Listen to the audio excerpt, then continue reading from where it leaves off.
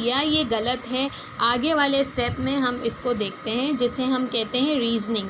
ठीक है, अब जब इस पर्टिकुलर साइंटिस्ट ने ये देख लिया कि भाई उस पर्टिकुलर ब्लड सैंपल में प्लाज्मोडियम प्रेजेंट है। प्लाज्मोडियम क्या है? वो बैक्टीरिया है जो आपकी बॉडी में एंटर होता है और आपके ब्लड में एंटर होने के बाद आपकी बॉडी में जो डिज़ीज़ है मलेरिया, उसका कॉज बनता है। ठीक है, अब रीज़निंग क्या है? ठीक है, अब रीज़निंग के लिए हमें क्या करना होता है? अब साइंटिस्ट को जो है ना वो रीज़निंग देनी होती है कि इधर क्यों जो है वो उसने इस बैक्टीरिया को जो है इस ब्लड में देखा, उसकी रीज़न क्या थी, किन चीज़ों को देखते हुए उसने ये रिटन स्टेटमेंट दिया है।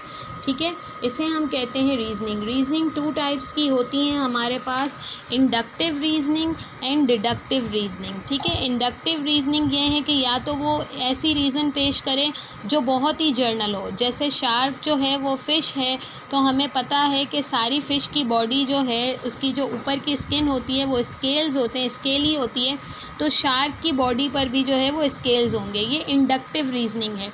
डिडक्टिव रीज़निंग में आपको बाकायदा एक सबूत देना होता है कि वाई, क्यों ऐसा है। इंडक्टिव का मतलब होता है कि एक पर्टिकुलर शख्स में ये चीज़ है तो नेचुरली दूसरे में भी होगी, इसे हम कहते हैं इंडक्टिव रीज़निंग। डिडक्टिव रीज़निंग में हमें बताना होता है कि क्यों जो है वो हम ये कह रहे हैं कि भाई इस पर्टिकुलर पेशेंट के ब्लड में अगर प्लाज्मोडियम प्रेजेंट है, then what is the reason. हमें उसको टेस्ट करना होगा पहले, देन टेस्ट के जो रिज़ल्ट आएंगे उसके बाद हम उसकी रीज़न पेश करेंगे कि yes this patient contain plasmodium in its in their blood sample और नॉट।